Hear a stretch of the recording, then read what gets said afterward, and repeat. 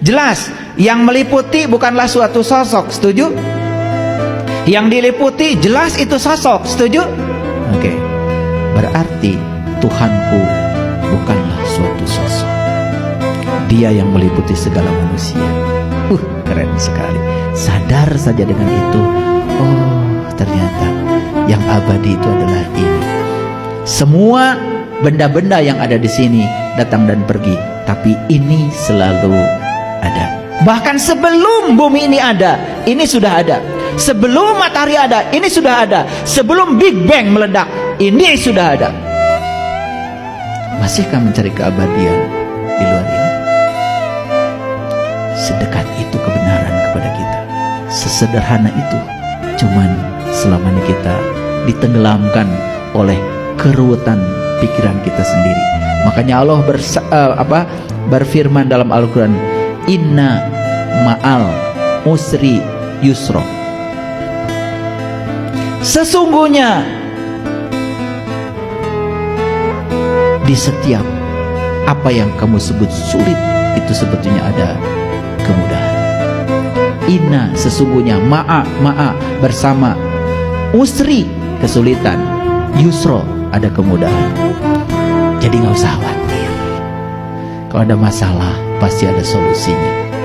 Setiap ada peristiwa pasti ada pasangannya. Nggak usah khawatir. Nggak usah khawatir. Percaya sama saya. Kalau hari ini kita punya utang, ntar juga ada rezekinya. Semua berpasangan kok. Cuman sayang, otak kita sudah keracunan.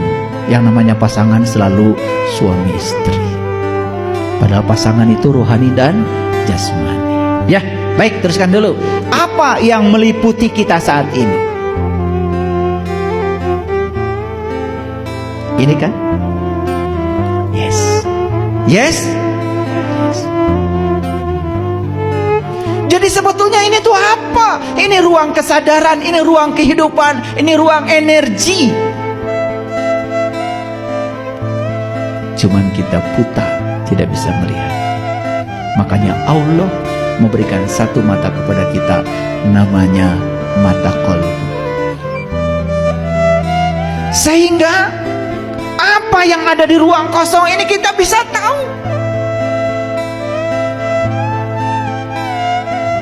Tidak kosong, tapi isi. Isi, tapi kosong. Ngerti sampai sini? Oke. Yuk, jawab lagi pertanyaan saya. Sekarang kita sedang hidup? Yes. Dari mana kita mengambil kehidupan? Dari sini. Apakah kehidupan yang kita ambil dari sini abadi di sini? Tidak. Sebentar masuk, sebentar keluar. Sebentar masuk, sebentar keluar. Sebentar masuk, sebentar keluar. Dan nanti tidak masuk lagi. Betul nggak? Ketika tidak masuk lagi di mana? Iya, di sini, di sini. Jadi kenapa kita takut dengan kematian? Bukankah mati itu hanya menghembuskan napas terakhir dan gak balik lagi? Bukankah kematian itu adalah anugerah? Karena kalau ini masuk ke dalam, semua rasa sakit di sini terasa. Begitu keluar, kita dibebaskan dari semua penderitaan dan rasa sakit. Jadi kenapa takut mati ya? Karena kita tidak mengerti. Itu aja. Wajah-wajah takut mati semua. Man kana yarju liqa Allah fa inna ajalallahu la'at. Barang siapa yang berharap jumpa dengan Allah, waktu yang dijanjikan pasti datang. Jadi syarat berjumpa dengan Allah itu kata Quran, bukan kata saya. Cukup kamu berharap, itu saja. Banyak leluhur kita para suci sudah mencoba itu. Mereka mengasingkan diri di gua ini, gua itu, sampai kurus kerontang. Malah ditegur oleh semesta.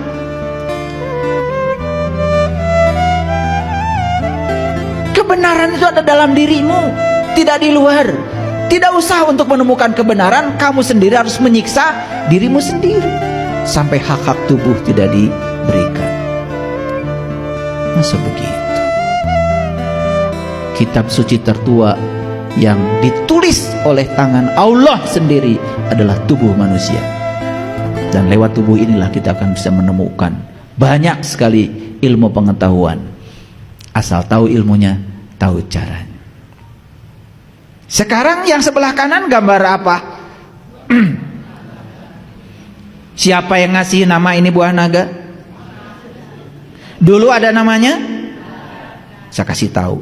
Semua yang diberi nama, yang ngasih nama kamu. Ingat itu.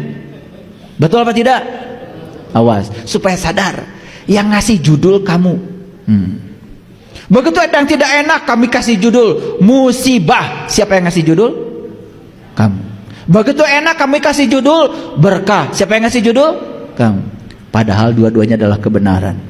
Kalau itu harus terjadi pada dirimu, dan itu untuk kebaikanmu. Kamu suka atau tidak suka, terima saja. Jangan dikasih judul. Jadi mulai sekarang stop ngasih judul. Betul apa tidak? Banyak gak ngasih judul? Lah, jadi banyak sinetron.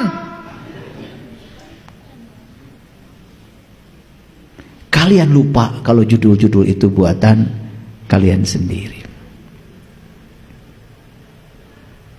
Allah tuh membebaskan kok, mau dikasih nama apa. Yang keyakinan ini ngasih namanya ini, keyakinan ngasih namanya keyakinan, banyak nama untuk dia. Kata Allah, gak masalah kamu ngasih nama sama aku yang berbeda, tapi yang paling penting kamu tahu aku yang sebenarnya, aku yang tanpa nama, aku yang tidak bisa dijelaskan, aku yang tidak bisa diterangkan, tapi aku bisa ditemui dan dirasakan. Bagi mereka yang merindukanku,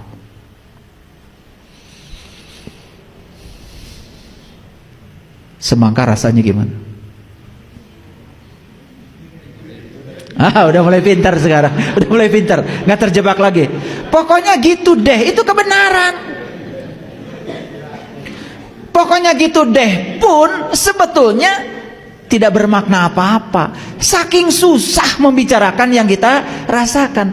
Ini saripati alam semesta. Perhatikan saya. Sebetulnya yang dirasakan di jeruk itu bukan hanya kecut. Rasa gula ada, rasa garam ada, semua saripati yang ada di alam semesta ada di situ. Cuma ada yang dominan, ada yang tidak dominan. Kan begitu. Saking sulit menggambarkannya daripada dijelaskan. Sudah, kamu beli jeruknya, kamu makan. Dan saat makan sadari, kenapa saya bisa merasakan semua ini? Bukankah karena kita bernafas? Betul?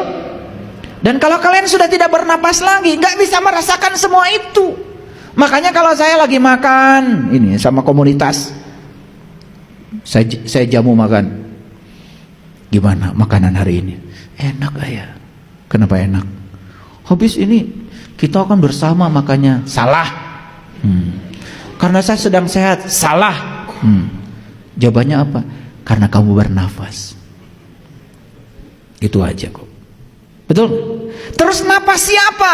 Bukankah napas itu adalah wujud kehadiran sang semesta yang ada dalam diri? Betul? Jadi kenapa kita makan terasa enak? Karena kehadiran dia.